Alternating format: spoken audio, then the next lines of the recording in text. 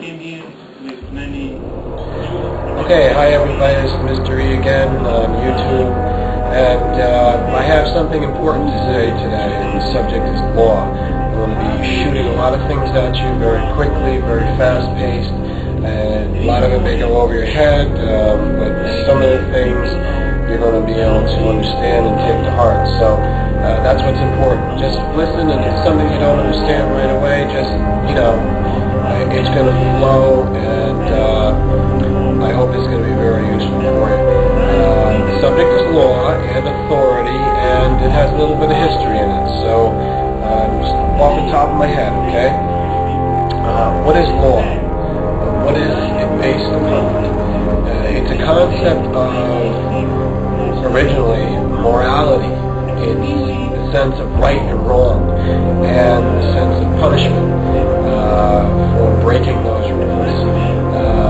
Heaven and hell, in fact, is based on law. All government is based on law. All of human interaction is analyzed and subjected to law. Basically, no one is immune to the law because we are all individuals within a group, and the group is what creates the law. How does it get like this? How do we end up with the specifics that we have today? The different varieties of law, the different categories, all of By the way, I want to say that to do this video, I've been inspired by people on YouTube such as Greg Solomon, Renetto, Gisher, several others. I mean, those are just the ones that I can remember at this moment. Law is also attached to the concept of karma. Karma is, whatever you do unto others is going to come back to you. What comes around goes around. In other words, if you do something that's bad to somebody else, you eventually are going to succumb to the bad upon you. The tables will be turned. This is an ancient theory, and now we're getting into some history here, because all religion also is based on law. And I want to make a very major point here, and you can debate me all you want, but I've had decades of study into this. Religion and government are basically the same thing, okay? They're just the same animal with a different label on it. It's just called something else.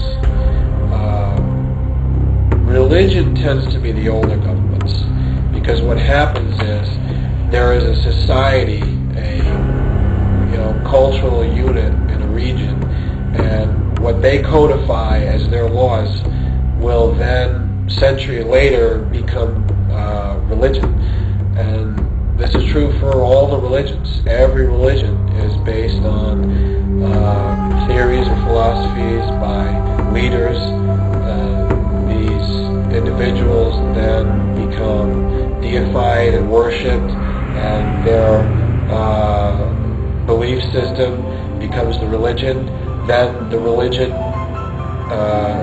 actually originally it's not a religion, it is seen as a government, such as if you look at the Hebrew people many millennia ago, were using the kosher law, which is everything from food to how you should live in your homes, the cleanliness, the rituals of every day, how you should bathe yourself, what the woman does during menstruation, or what you do with the animals to sacrificing them on the altar, burning the sacrifice. This wasn't looked at under the word religion. This was looked at as government of that time. Okay, so now that I've proven that point, getting back to the subject of law. Law is what the government speaks in today. It speaks in law, and everything is a system of hierarchy and a system of authority. Now, authority is a very big word here. And even we see this in YouTube itself, has an authority mechanism. And this is how we're getting censored, this is how we're getting policed, and it's kind of like the unseen hand of God. They have to do that, because like I said, when any group gets established, it creates rules, and then this becomes law.